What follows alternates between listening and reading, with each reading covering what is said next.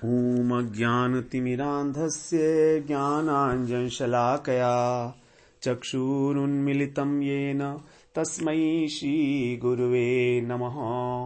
वन्देऽहं श्रीगुरो श्रीयुत्पदकमलं श्रीगुरून् वैष्णवांश्च श्रीरूपं साग्रजातं सहगण रघुनाथान्वितं तं सजीवम् साद्वैतं सावधूतं परिजन सहितं कृष्ण चैतन्य देवं श्रीराधा कृष्ण पादान् सहगण ललिता श्री विशाखान्वितांश तमादिदेवं करुणानिधानं तमालवर्णं सुहितावतारम् अपार संसार समुद्र सेतुं भजामहे भागवत स्वरूपम्। हे देव हे दैत्य हे भुवनैक बंधो हे कृष्ण हे चपल हे करुणैक सिंधो हे नाथ हे रमण हे नयनाभिराम हा हा कदानुभवितासि पदं दृशोर्मे। श्री कृष्ण चैतन्य प्रभो नित्यानंद श्री अद्वैत गदाधर शिव सदी गौर भक्त वृंद। हरे कृष्ण कृष्ण कृष्ण हरे हरे हरे राम राम राम हरे हरे। हरे कृष्णा। सर्वप्रथम मैं अपने गुरुपाद पद्म ओम विष्णुपाद अष्टोत्तर शत श्री श्रीमद् भक्ति वेदांत माधव गोस्वामी महाराज के चरण कमलों में अनंत कोटि दंडवत प्रणाम ज्ञापन करता हूं। हम लोग हरिगुरु वैष्णव की अनुकंपा से श्रीमद् भागवत पुराण के दशम स्कंध में वेणु गोपी गीत का श्रवण कर रहे हैं। श्रीमद् भागवत पुराण के दशम स्कंध में 5 मुख्य गीत हैं जो कृष्ण से संबंधित हैं। उसमें एक गीत है, सबसे पहला गीत है वेणु गीत। भगवान ने जब वेणु बजाई, भगवान की जो वेणु है वो भी 3 प्रकार की वेणु है, एक बांस की है, एक सोने की है, एक मणिमुक्ता जनित वेणु है। तो उस वेणुनाद के द्वारा भगवान ने किस प्रकार जो है सारे जगत को विमोहित कर दिया। प्राकृत जो प्राकृत जो वृक्ष हैं, पशु पक्षी हैं, गाय हैं, गोपी, यमुना, गिरिराज, गोवर्धन, सभी उस वेणुनाद की ध्वनि की तरंगों से प्लावित होकर उसके सौंदर्य मुग्धता पर जो है मुग्ध हो गए। और जो सबके अंदर विपरीत धर्म आश्रय आ गया, अर्थात यमुना जी जैसे बहती हैं तो रुक गई वो, और पक्षी कलरव करते हैं तो वो चुप हो गए मुनियों की तरीके से। तो हम लोग 21वें अध्याय में वेणु गीत के विषय में श्रवण किया। उसके बाद फिर प्रणय गीत है जो हम लोगों ने 29वें अध्याय में श्रवण किया है। गोपियां जो हैं, जब प्रणय कोप, जब भगवान ने उनसे लौट जाने के लिए कहा ब्रज में, तो किस प्रकार से उनका हृदय अत्यंत व्याकुल हो गया, क्योंकि उनके हृदय में तीव्र इच्छा है कृष्ण से मिलन की। तो वो उस किंचित कोप के साथ, क्रोध के साथ थोड़ा, और प्रणय भरे जो उनके विनय है, तो वो उन्होंने प्रणय गीत के माध्यम से व्यक्त किया। और 10 श्लोकों के अंदर, और 11वें श्लोक में उन्होंने फिर याचना की भगवान से मिलन की। उसके बाद भगवान से उनका बड़ा लघु रास क्रीड़ा हुई। 4 श्लोकों में शुकदेव जी ने उसको 29वें अध्याय में वर्णन किया। वहीं पर फिर भगवान अप्रकट हो गए, अंतर्धान हो गए। उसके बाद फिर गोपी गीत है जिसका हम लोग श्रवण कर रहे हैं। गोपी गीत में गोपी की जो विरह विह्वलता है उसका बड़ी सूक्ष्म अनुभूति के साथ चित्रण किया गया है। इसके बाद फिर हमारा आता युगल गीत। युगल गीत जो है उसके अंदर 24 श्लोक हैं 12 युगल के अंदर।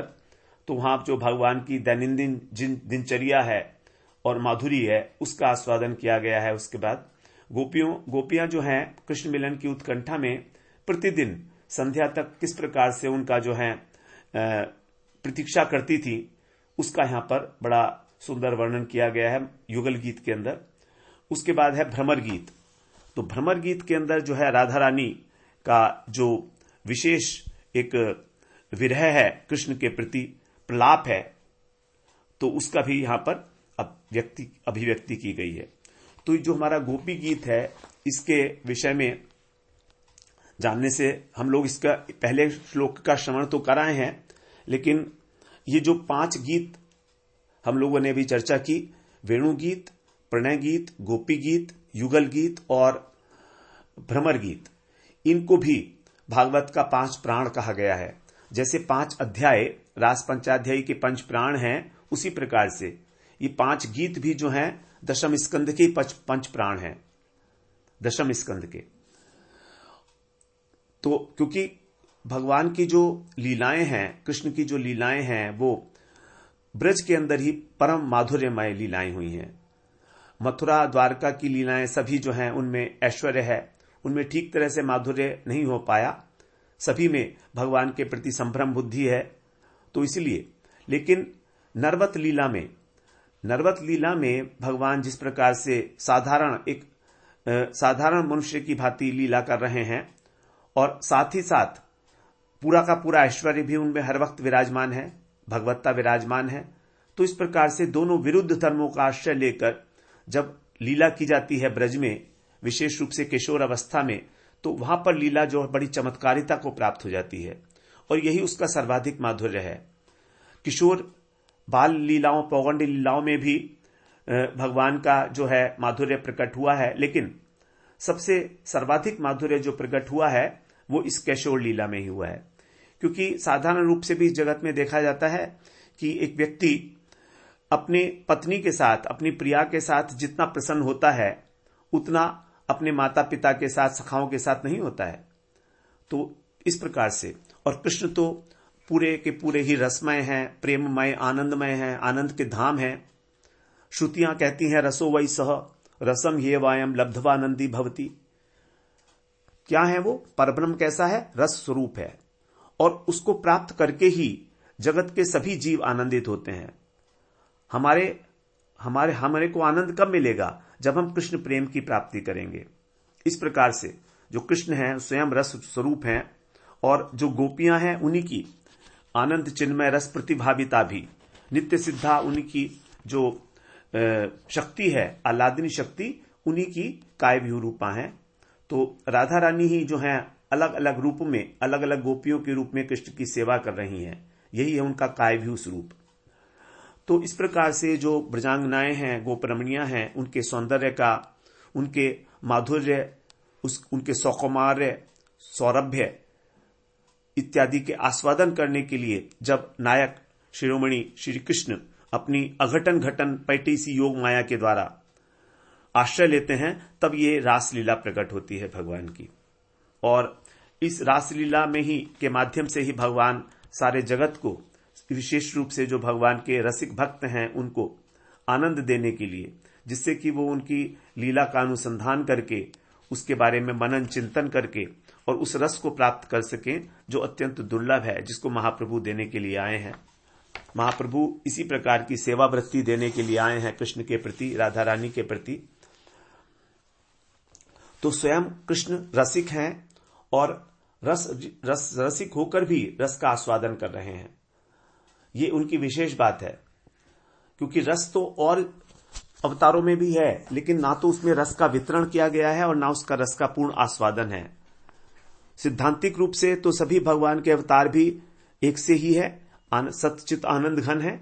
इस प्रकार से शरद पूर्णिमा की रात्रि को जब कृष्ण ने वृंदावन में वंशीवट में रसौली ग्राम के अंदर रास आस्वादन के लिए और अपना वंशी बजाई उन्होंने, तब वो वंशी से जो गोपियां थीं, उनके हृदय के अंदर जो अनंग बीज रूप से निहित था, वही प्रकट होकर और वर्धित होने लगा।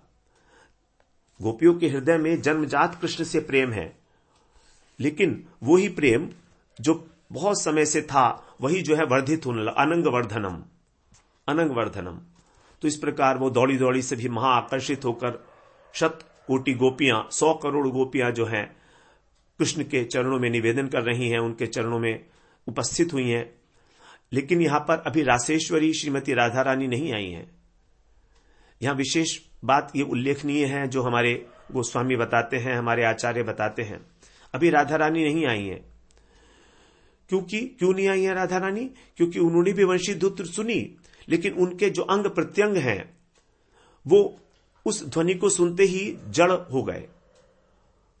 वो जड़ हो गए क्योंकि वो महाभाव स्वरूपा हैं, रास की मूल स्तंभ हैं। उन्हीं को आस्वादन कराने के लिए पूरा रासोत्सव किया जा रहा है। सभी गोपियां उनको कृष्ण की सहायक हैं रास के अंदर। और यहां जो महोत्सव है, रास महोत्सव, ये महोत्सव एक दो लोगों से तो होता नहीं है। महोत्सव का मतलब है बहुत सारे, अनेक लोग। तो ये ठीक है कि बहुत सारे लोग होते हैं महोत्सव में, लेकिन उस महोत्सव का जो मुख्य उद्देश्य होता है वो एक या दो लोग ही होते हैं। महोत्सव का मूल लक्ष्य जो है, रासोत्सव का मूल लक्ष्य है राधा रानी। और राधा माधव तो वास्तव में एक ही अखंड तत्व हैं, जानते ही हैं। शक्ति शक्ति मतोर अभेदा, शक्ति और शक्तिमान में किसी भी प्रकार का कोई भेद नहीं है, क्योंकि शक्ति शक्तिमान के अंदर ही अंतर्हित होती है, उसके स्वरूप में ही शक्ति है, इसलिए उसको शक्तिमान कहा जाता है।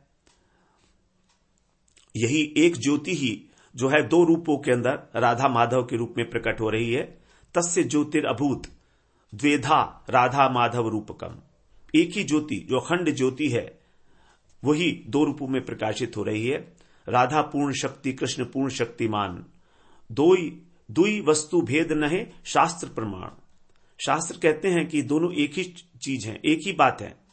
वो पूर्ण शक्ति है और उनकी पूर्ण शक्तिमान, लेकिन उस लीला आस्वादन के लिए ही वो अखंड तत्व दो अभिमान धारण करता है और अलग अलग रूप से, पृथक रूप से दृश्यमान होता है।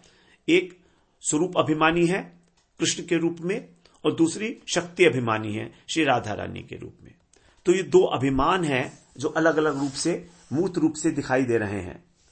जो स्वरूप अभिमानी है वो कौन है? कृष्ण। और जो शक्ति अभिमानी है वो है राधा रानी। तो शक्ति और शक्तिमान, इस प्रकार से यही है रासलीला। और रासलीला में पूर्ण रूप से राधा रानी की आराधना है, तभी इनका नाम राधिका है। अनयाराधितो नूनम भगवान हरिरीश्वर। यहां पर सुखदेव महाराज ने जो है निगूढ़ रीति से स्पष्ट रूप से अनयाराधितो कहकर कह दिया कि यहां पर राधा रानी ही आराधित हुई हैं इस रासलीला के द्वारा। रासलीला जयत्येषा यया संयुते निशम हरेर विदग्धतार भेरिया राधा सौभाग्य दुंदुभी। अर्थात रासलीला जयति एषा, इस रासलीला की जय हो। यया संयुज्यते अनिशम, इस रासलीला के द्वारा ही जो कृष्ण की विदग्धता है, हरेर विदग्धता, जो हरि की विदग्धता मतलब चतुरता रूपी भेरी के साथ जो राधा जी के सौभाग्य की दुंदुभी वो निनाद कर रही है। इस प्रकार से रासलीला की जय कही गई है। तो क्योंकि जब घोष होता है, निनाद होता है, तो उसमें भेरी और दुंदुभी दोनों बजती हैं। तो भेरी है कृष्ण की चतुरता और दुंदुभी है राधा रानी का सौभाग्य। इस प्रकार से तो जब वंशी की ध्वनि पर राधा रानी वहां पर नहीं आई तो राधा रानी की प्रतीक्षा की जा रही है। और उस बीच में कृष्ण जो है कृत्रिम रूप से वाम्य भाव का अवलंबन करते हैं, अर्थात ब्रज बालाओं के प्रति उपेक्षा वाणी का प्रयोग करते हैं। जैसा हम लोग 29वें अध्याय में श्रवण किया, स्वागतम वो महाभागा प्रियम किम करवाणी वह। भगवान ने इस प्रकार से जो है द्विअर्थक वचनों का प्रयोग किया है, उपेक्षा मूलक भी हैं और प्रार्थना मूलक भी हैं, लेकिन गोपियों ने वहां पर उपेक्षा मूलक अर्थ को ही मुख्य रूप से ग्रहण किया है कि जैसे कृष्ण उनकी उपेक्षा कर रहे हैं। इस प्रकार कुछ समय तक वार्तालाप चलता रहा। 10 श्लोकों में कृष्ण ने उनकी अपेक्षा की, उसके बाद फिर 10 श्लोकों में उन्होंने जो है प्रणय गीत गाकर सुनाया, अपनी बात उन्होंने स्पष्ट उत्तर दिया 10 श्लोकों में ही, और 11वें श्लोक में फिर प्रार्थना की रासलीला के लिए। तो जब इस प्रकार से कुछ समय बीत गया तब वहां पर राधा रानी का शुभागमन हुआ है। और उसके बाद फिर 43वें श्लोक में देखिए, बड़ी इंपॉर्टेंट बात है कि 41वें श्लोक तक हमारा प्रणय गीत है और फिर 43वें श्लोक में कहा गया है ताभि समेताधि भी रुदार चेष्टित। रासलीला का प्रारंभ हुआ है 43rd श्लोक से। कैसे हुआ है? समेताभि, हम लोगों ने वहां भी चर्चा की थी इसकी। तो यहां पर जो कृष्ण हैं उनकी उपेक्षा वाणी का यहां पर अवसान हो गया, अंत हुआ, और उसके बाद कह रहे हैं कि ताभी, जितनी भी गोपियां हैं सभी समेताभि, समेत, समा, यहां पर समा शब्द जो आया है उसके लिए सनातन गोस्वामी पाद ने बड़ा विशेष इसकी व्याख्या की है। समा में दो शब्द हैं, सौ और मां। मां का अर्थ होता है शोभा, परम सौंदर्य। तो राधा रानी जो हैं परम सौंदर्यवती हैं, तो उनका नाम ही है मां। और सौ माने सहित, अर्थात राधा रानी के सहित।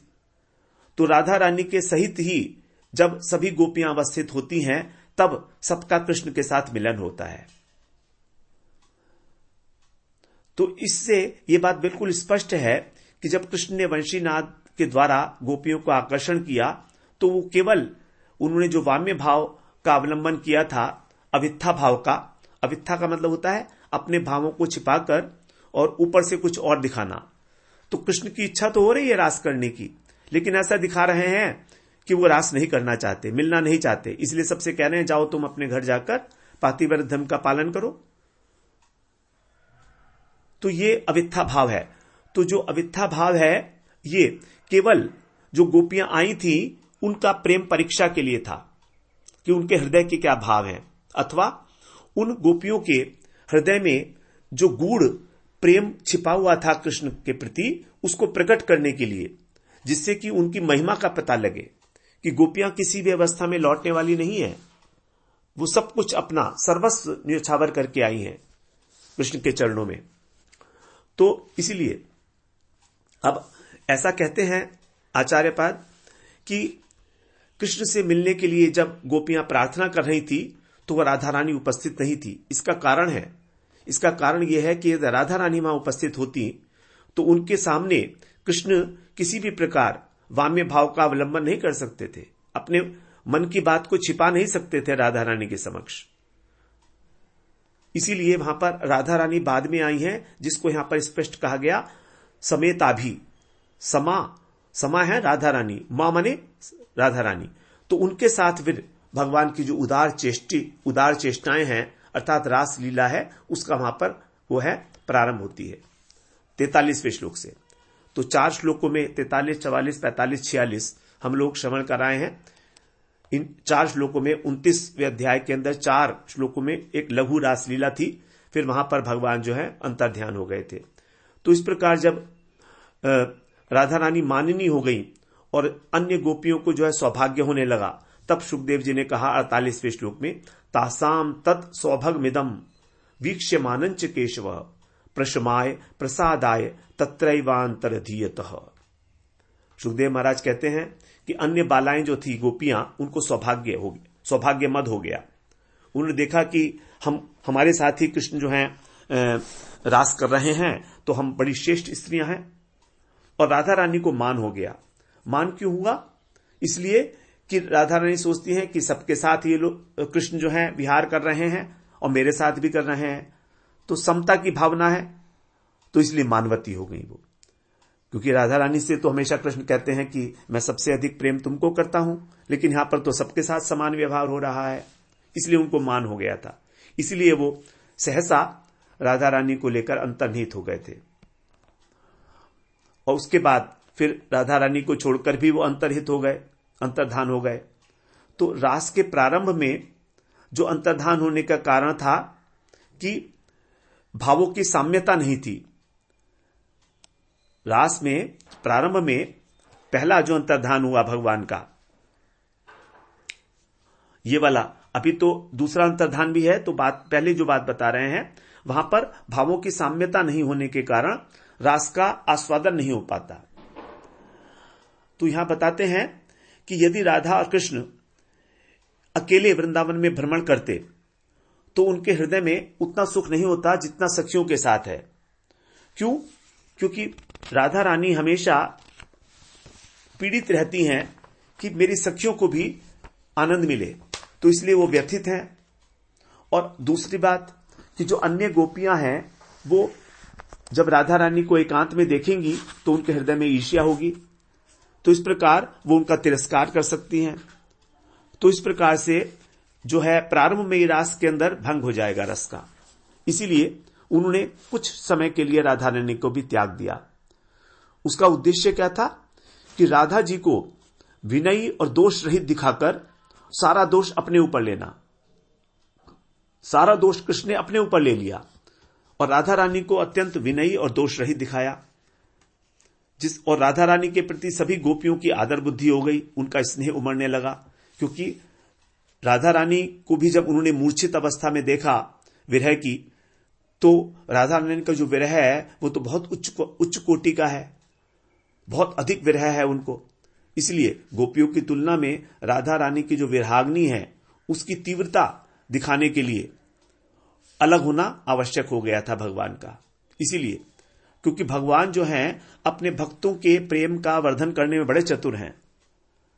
भगवान बड़े चतुर हैं, किस प्रकार से मेरे भक्तों को अधिक से अधिक आनंद मिले, अधिक से अधिक। तो क्योंकि उत्कंठा के बिना कभी भी आस्वादन नहीं होता प्रेम का। यदि हमें किसी से प्रेम है, बस कहने के लिए प्रेम है, मिलने की कोई उत्कंठा नहीं है, तो फिर क्या आस्वादन होगा? ठीक है, मिल लिए, कोई बात नहीं है। तो इस प्रकार से थोड़ी देर के विरह के द्वारा भगवान ने ब्रज सुंदरियों की व्याकुलता बढ़ाई और फिर राधा रानी के प्रति उनकी आदर बुद्धि करके सबको एक भाव के अंदर जो है स्थापित कर दिया, सभी एक भाव में। और सभी गोपियां जो है राधा रानी का अनुगत्य कर रही हैं अब, क्योंकि राधा रानी का विरह अग्नि उन्होंने देख ली है कि वो मूर्छित हो गई थी, जबकि गोपियां कोई मूर्छित नहीं हुई थी कृष्ण के विरह में, लेकिन राधा रानी तो बिल्कुल मूर्छित हो गई थी। तो इस प्रकार से किसी भी प्रकार का कोई जिससे कि कोई विकार ना हो पाए मन में, तो यहां पर बताते हैं कि राधा रानी के सामने भी जो अंतर्धान हुए थे भगवान, वो भी वास्तव में अंतर्धान नहीं हुए थे, वास्तव में नहीं हुए थे। क्योंकि राधा जी की जो प्रेम मूर्ति है वो ऐसी है कि उसको त्यागने की कभी इच्छा कृष्ण के हृदय में जाग ही नहीं सकती। सनातन गोस्वामी पाद ये बात बता रहे हैं। ये वास्तव में क्या था? राधा रानी के ही प्रेम वैचित्र्य की परिणति थी। प्रेम वैचित्र्य की स्थिति में क्या होता है कि प्रियतम अपने पास में है तो भी उस स्थिति में यह अनुभव होता है कि वो हमारे पास नहीं है। तो जब कृष्ण ने राधा जी को कंधे पर बैठने के लिए कहा तो परम उत्कंठा के साथ उनका प्रेम वैचित्र्य जो है भाव प्रकट हो गया, और सामने खड़े हुए कृष्ण को ही वो देख नहीं पाई, सोचने लगी कि कृष्ण कहीं अंतर्हित हो गए, और कृष्ण वहीं पर उनका इस प्रकार का भाव वैचित्र्य देख रहे हैं, मुग्ध होकर चुपचाप खड़े हैं।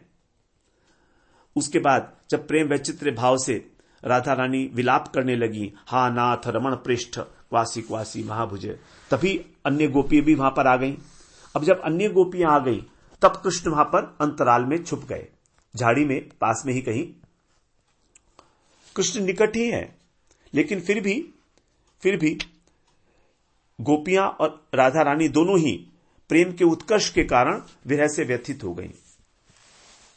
और इस प्रकार से महामूर्छित देखकर उनको जब गोपियां आश्चर्यचकित हो गईं, तब सखियों की जब उनकी सेवा के द्वारा मूर्छा दूर की गई, तो उसके बाद उन्होंने सब कुछ बताया, अपना पूरा वृत्तांत बताया कि किस प्रकार से उन्होंने सबका त्याग करके और निर्जन में कृष्ण के साथ गई थी और उन्होंने श्रृंगार किया था, वे केश संवाहन किया था।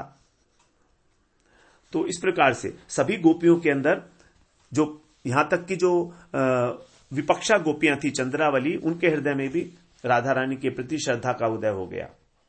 सभी समझ गए कि जितनी भी गोपियां हैं हम सब, उन सब की शिरोमणि राधा रानी ही है, एकमात्र राधा रानी ही है। इसलिए अब उनको लेकर वो सभी कृष्ण को खोजने के लिए निकली हैं।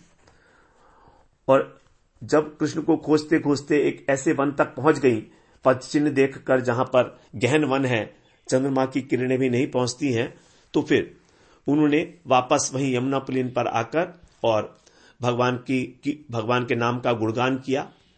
यही है जो रासलीला के अंदर मध्यमणि 5 अध्यायों को जो बीच का अध्याय है गोपी गीत। तो गोपी गीत को बताया गया है यहां पर, ये पंच प्राण की तरीके से है। जो 5 गीत हैं वो 5 प्राण हैं। उन 5 प्राणों में ये जो प्राण है यह है समान। 5 प्रकार के प्राण होते हैं, प्राण, अपान, समान, व्यान और उदान। ये समान प्राण है। समान मतलब वायु, समान वायु जो है, समान वायु, जैसे हमारे शरीर में समान वायु का कार्य होता है कि जो कुछ भी हमने खाया पिया है उसका समीकरण करना, उसको ठीक प्रकार से पचा के और उसका जो रस है वो अलग अलग स्थानों पर भेज देना, समान कर देना, समीकरण करना। उसी प्रकार से यहां पर जो है गोपी गीत के माध्यम से ही सभी भावों का समीकरण किया गया है, सामंजस्य किया गया है। तो ये गोपी गीत जो है बड़ा विशेष है। नारद भक्ति सूत्र में भी नारद जी ने यही कहा है कि प्रेम कैसा हो, अथ ब्रज गोपिका नाम, ऐसा प्रेम हो जो ब्रज गोपियों का है। क्योंकि ब्रज बालाएं जो हैं वही इस प्रेम भक्ति की आदर्श हैं, गोपी प्रेम की ध्वजा। उद्धव जी ने भी यही बताया कि प्रेम की उच्चतम आदर्श है गोपियां। वंदे नंद ब्रज स्त्रीणाम पाद रेणु अभीक्षणशः यासाम हरि कथोद गीतम पुनाति भुवनत्रयम्। इनकी निरंतर वंदना करते हैं, पादरज की, पाद रेणु की, गोपियों की। उद्धव महाराज कह रहे हैं क्योंकि ये जिस प्रकार से इनके हृदय से भगवान की गीत का उदय होता है उससे तीनों जगत जो है पावन हो जाते हैं। उच्च स्वर में जो इन्होंने गोपी गीत किया है, गोपी गीत का गान किया है, तो बड़ी विशेष चर्चा जो है गोपी गीत के विषय में हम लोगों ने श्रवण की। उसका प्रसंग कि किस प्रकार से गोपी गीत का उदय होता है। और पहला श्लोक तो हम लोग श्रवण कर ही आए थे। उस पहले श्लोक में कुछ बातें हैं, थोड़ी सी एक बार हम लोग उनको अपने संज्ञान में ले लेते हैं। वास्तव में गोपी गीत जो है गोपियों का रोदन है, विलाप है, क्योंकि अत्यंत दुख है। यदि गीत होता तो संगीतमय होता है, लेकिन यहां पर उसको गोपी गीत कहा गया है क्योंकि कृष्ण के लिए जो किया गया विलाप है वो भी संगीत की तरह ही सुमधुर और सुखमय होता है। ये कृष्ण के साथ जो संबंध है वही इंपॉर्टेंट है। तो अत्यंत उन्माद अवस्था में जो उनके हृदय के प्रेम माधुर्य के जो उच्छ्वास हैं वही इस गीत के रूप में जो है प्रकट हुए हैं। गोपी गीत जो है ये सभी प्रेमी भक्तों के लिए एक प्रकार की प्राणों की प्रार्थना है और सभी के लिए बहुत अल्प वाक्यों में ही जो भाव का विशाल सागर इसके अंदर विराजमान कर दिया गया है, इस प्रकार से यहां बताया है। तो पहले श्लोक में जयति ते अधिकम, उसमें बताया ही है। एक बार हम श्लोक जो है श्रवण कर लेते हैं। जयति तेधिकम जन्मना व्रजः शयत इंदिरा शश्वदत्रहि दैत दृश्यतां दीक्षुतावकाश त्वयि घृतासव त्वां विचिन्वते। भगवान यहां पर जो आविर्भाव हुआ है तभी से यहां पर लक्ष्मी जी जो है विराजमान हो गई हैं। आविर्भाव के समय से ही सुखदेव जी ने पहले ही बता दिया था जब कृष्ण का जन्म हुआ था 5वें अध्याय में। तत् आरभ्य नंदस्य ब्रजय सर्व समृद्धिमान हरे निवासात मुगुणई रमा क्रीडम अभून नृप। हे राजन, जो नंद की ये पुरी है श्री कृष्ण के आविर्भाव से ही सर्व समृद्धि संपन्न हो गई। क्यों? क्योंकि हरि का निवास स्थान है और उसी लिए यहां पर रमा जो लक्ष्मी जी हैं उनकी विहार स्थली है। विहार स्थली तो यहां पर इंद्रिया ने, इंद्रा अर्थ है, इंद्रा का मतलब है यहां पर रमा लक्ष्मी जी जो हैं, तो लक्ष्मी जी का पर्याय, तो उन्होंने इस ब्रजधाम का आश्रय ले लिया है। ब्रजधाम का आश्रय, ब्रज श्रयते, श्रयते का अर्थ होता है सेवा और आश्रय दोनों। तो यहां पर आश्रय लेकर जो लक्ष्मी जी हैं वो सेवा कर रही हैं निरंतर। वैकुंठ में जो ईश्वरी हैं, जो सेव्य तत्व हैं, जब उनकी सेवा की जाती है वहां वैकुंठ में सभी देवता उनकी सेवा करते हैं, तो और अनेक जो उनकी दासियां हैं, लेकिन यहां पर ब्रज में वो ही आकर इसका आश्रय ले रही हैं और स्वयं सेवा कर रही हैं, क्योंकि यहां पर श्री हरि का प्रादुर्भाव हुआ है, कृष्ण आए हैं यहां पर। इस प्रकार से जो लक्ष्मी जी हैं उन्होंने भगवान कृष्ण का विशेष रूप से माधुर्य लीला का आस्वादन करने के लिए, रासलीला में प्रवेश करने के लिए ही ब्रज का आश्रय लिया है। तो यहां पर गोपियां को कहना है कि यहां पर इस ब्रज के अंदर सभी कुछ है, सब प्रकार का मंगल है, लेकिन फिर भी हम ही हैं दुर्भागिनी जो केवल दुखी हैं, और हमारा दुख भी इस समय पराकाष्ठा को प्राप्त हो रहा है। लेकिन भगवान जो सर्वज्ञ हैं, प्राण बल्लभ हैं, तो भी हमारी बात नहीं समझ रहे हैं। बड़ी विशेष बात है, लज्जा का विषय है कि सब कुछ जानते हुए भी कि हम आपकी प्रिया हैं और आपसे प्रेम करती हैं, तो भी आप हमें स्वीकार नहीं कर रहे हैं। यह भी बड़ा आश्चर्य का विषय है। आप ऐसा क्यों कर रहे हैं ये हमें नहीं मालूम है, लेकिन हम तो आपसे यही प्रार्थना करती हैं कि आप हमें दर्शन दो। तो जो गोपियां हैं वो, उनका तो पूरा का पूरा जीवन ही कृष्ण के लिए सेवा का एक उपकरण है। उनके जितना भी मन, प्राण, इंद्रियां, बुद्धि, सब कुछ कृष्ण के चरणों में सब प्रकार से समर्पित है। इसलिए इतना विरह उत्पन्न होने पर भी किसी प्रकार का उनके अंदर ये नहीं आ रहा है कि मर नहीं पा रही हैं, मृत्यु नहीं आ पा रही है, उनको पास नहीं फटक सकती। कहते हैं कि विरह आरती अग्नि भीतो अयम मृत्युश्येनो विमुच्यते प्राण पक्षिण मतद्धि निश्चेतव्यम दयानिधे। हे दयानिधे, हमारे जो प्राण रूपी पक्षी हैं वो तुम्हारे विरह में जल रहे हैं। मृत्यु रूपी बाज ने विरह दुख अग्नि से डरकर उन पक्षियों को त्याग दिया है। ये जो बाज है वो डर गया है, इतना दुख है। तो क्योंकि ये जो मृत्यु रूपी बाज है ये भी इतने दारुण दुख के सामने के पास में आने में डर रहा है, तो मृत्यु भी जो है हमारे पास आने में डर रही है। मृत्यु रूपी बाज इन पक्षियों को जो है, प्राण रूपी पक्षियों को लेकर जाने में असमर्थ हो पा रहा है, क्योंकि डर रहा है, वो भय है उसको कि कहीं मेरा ही अंत ना हो जाए। तो मृत्यु अपनी ही मृत्यु से डरकर हमारे प्राण ले जाने में असमर्थ है। और दूसरा भाव भी बताया गया है, क्योंकि हमारे प्राण तो कृष्ण के पास हैं, हमारे पास तो है नहीं प्राण हमारे। तो अब जब हमारे पास हमारे प्राण ही नहीं है और कृष्ण जो है अत्यंत आनंद में है, हमको दुख दे रहे हैं और हमको दुख दे के आनंद ले रहे हैं, तो जब वो कृष्ण हमारे को दुख दे के आनंद ले रहे हैं तो इसका मतलब है हमारे प्राण भी आनंद में है। और हमारे प्राण जब तक आनंद में है, सुख में है, तो हमारी मृत्यु कैसे होगी?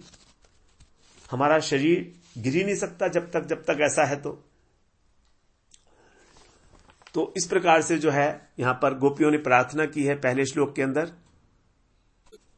कि हे कृष्ण, तुम हमारे प्राणों के भी प्राण हो, हमारे हृदय बल्लभ हो, हमारे प्राण प्रियतम हो, परम प्रिय हो, और आपके प्रादुर्भाव से ही ये जो ब्रजधाम है वैकुंठ से भी अधिक समृद्धिशाली है। सभी लोग यहां पर आनंदित हैं, दुख का यहां किसी को स्पर्श भी नहीं है। और तभी से कारण क्या है? क्योंकि सौभाग्य की और सुख की जो अधिष्ठात्री हैं, वैकुंठ की जो अधीश्वरी हैं, परम व्योमनाथ जो नारायण हैं, उनकी जो पत्नी है लक्ष्मी, उन्होंने इस ब्रजधाम का निरंतर आश्रय ले रखा है। प्रत्येक घर के अंदर यहां पर धन है, संपदा है, आनंद है, और हो भी क्यों नहीं? क्योंकि आप स्वयं ही आनंद स्वरूप हो। लेकिन फिर भी हम तुमको वन वन में खोजती हुई फिर रही हैं, बड़ी दुखी हैं। सब कुछ आपके चरणों में निवेदन करके भी हमें इतना दुख जो है भोगना पड़ रहा है। ये केवल हमारा दुर्भाग्य नहीं है, बल्कि एक लज्जा की बात बनती है। जैसे बताते हैं, निषेव्य सरितां पत्युस्तटः पक्षी गणाशिरम यत् पिबन्ति रस सरस्तोयम सैव लज्जा महो दघे। लज्जा कब उत्पन्न होती है उसके लिए कह रहे हैं, सरित पति सागर, जो सरिताओं के पति सागर हैं, उनके तट पर जो हमेशा से निवास कर रहे हैं, उन पक्षी को भी अपनी प्यास शांत करने के लिए किसी सरोवर का जल पीना पड़ रहा है। जो पक्षी हमेशा ही सागर के तट पर निवास करते हैं परमानेंट, उनको कहीं पर जाकर अपनी प्यास बुझाने के लिए किसी सरोवर पर जाकर अपनी प्यास बुझानी पड़ रही है। यह उस सागर के लिए बड़ी लज्जा की बात है।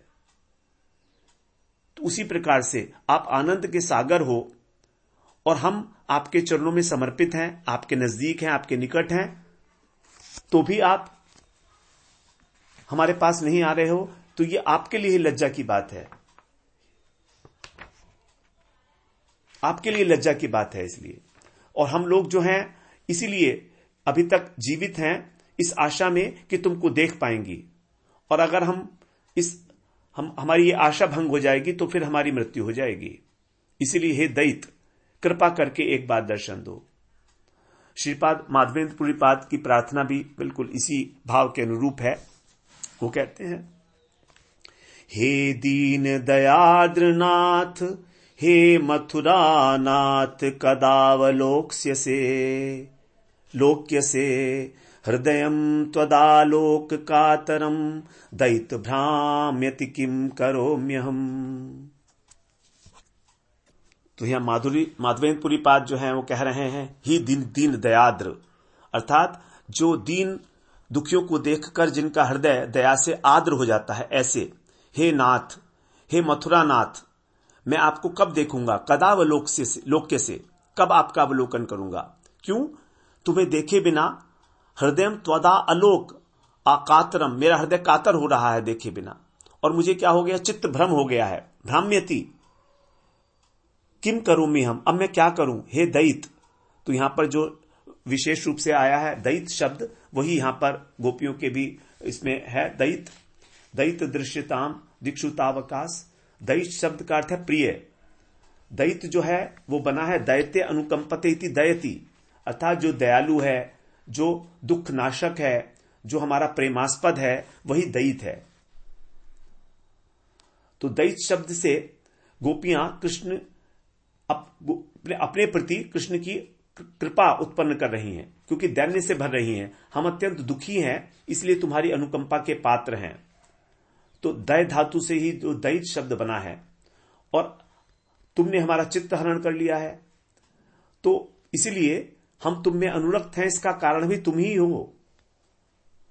तो इस प्रकार से जो है इस दैत शब्द के द्वारा जो है कृष्ण के प्रति थोड़ा सा तिरस्कार भी व्यंजित हो रहा है कि आपने ही हमारे अंदर जो है हमको आकर्षित करके और अपने में अनुरक्त किया है, और अब आप इस प्रकार से हमको छोड़कर चले गए, यह आपको किसी प्रकार शोभा नहीं देता है। तो बड़ी विशेष यहां पर चर्चा जो है पहले श्लोक के माध्यम से ही गोपियों के द्वारा जो है कृष्ण के लिए कहा गया, आह्वान के लिए प्रार्थना की गई है भगवान के लिए। तो इसीलिए कह रही हैं कि हे प्रिय, आप अब कृपा करो और इन अबलाओं के दृष्टि गोचर हो जाओ, नयन गोचर हो जाओ। इस प्रकार हम लोग जो हैं आज प्रथम श्लोक पूरा किए। अगले सत्र में फिर हम दूसरे श्लोक में प्रवेश करेंगे। वांछा कल्पतरुभ्यश्च कृपा सिंधुभ्य एव च पतितानां पावनेभ्यो वैष्णवेभ्यो नमो नमः।